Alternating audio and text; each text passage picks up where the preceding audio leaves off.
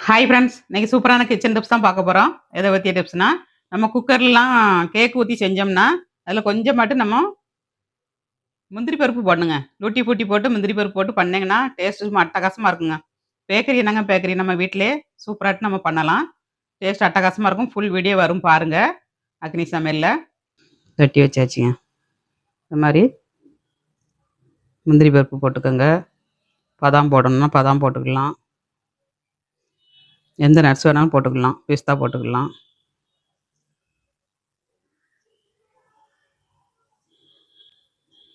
சூப்பரா இருக்குங்க டேஸ்ட் வந்து.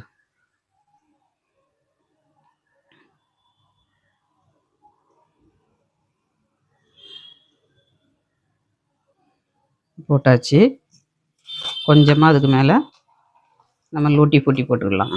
குழந்தைகளுக்கு வந்து லூட்டி ஃபூட்டினா ரொம்ப பிடிக்கும். அதனால கொஞ்சமா போட்டுக்கோங்க. அழகா இருக்குங்க.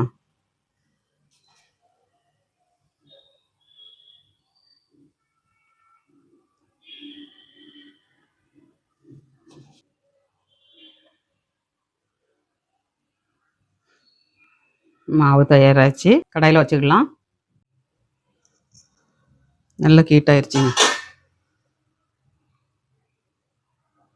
இப்போ மாவு உள்ளுக்குள்ள வச்சுக்கலாம்.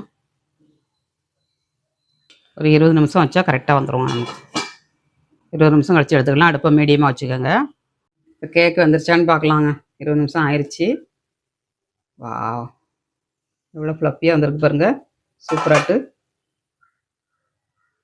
அட்டகாசமாக வந்திருக்குங்க. அப்படியே எடுத்து கீழே வச்சுக்கலாம். ஸ்டாண்டு கொஞ்சம் சரிஞ்சாப்புல கிடந்தனால மாவு பூரா அப்படியே சரிஞ்சிருக்கு பாருங்க. நேராக வச்சுக்கோங்க.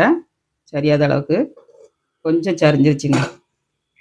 சரியாவே ஒரு சைடாக வந்துட்டு இவ்வளோ ஃப்ளஃபியாக சூப்பராக கிடச்சிருக்குங்க. அல்டிமேட்டாக இருக்குங்க. பார்க்கையிலே சூப்பராக இருக்குது.